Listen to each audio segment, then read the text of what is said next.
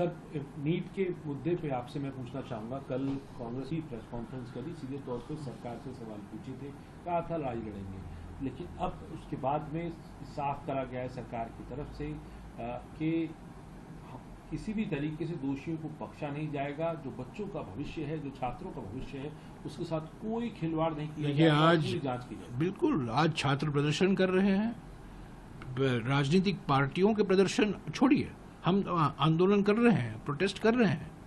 पर आज देखिए, धर्मेंद्र प्रधान जो शिक्षा मंत्री हैं, दिल्ली यूनिवर्सिटी गए और छात्रों ने उनको काले झंडे दिखाए और उनको योगासन करने नहीं दिया, क्योंकि नाराजगी बहुत है।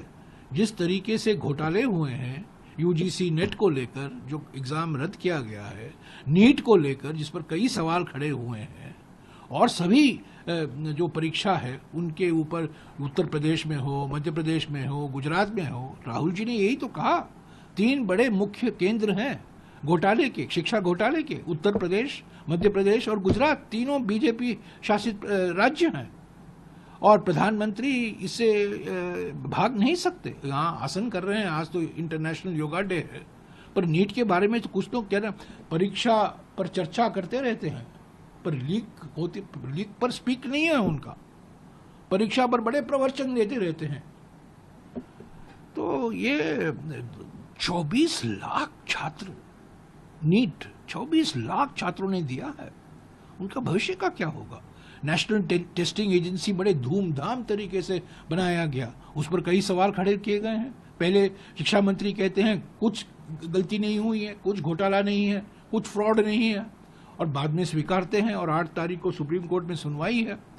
और एक और बात मैं कह दूं, 4 साल पहले प्रधानमंत्री ने बड़े धूमधाम तरीके से कहा, सारे केंद्र सरकार की संस्थाओं के रिक्रूटमेंट के लिए, रेलवे, बैंक या सेंट्रल गवर्नमेंट के जो ग्रुप सी, ग्रुप डी रोजगार होता है, उसके लिए हम एक नेशनल रिक्रूटमेंट एजेंसी स्थापित कर रहे हैं। 4 साल हो गए। NRA, NTA national testing agency है, NRA नेशनल रिक्रूटमेंट एजेंसी है।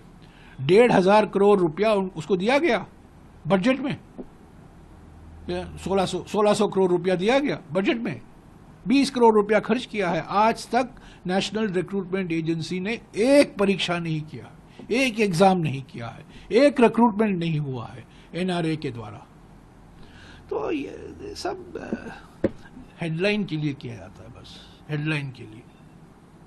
और नीट तो हमारे संघीय ढांचा पर एक आक्रमण है।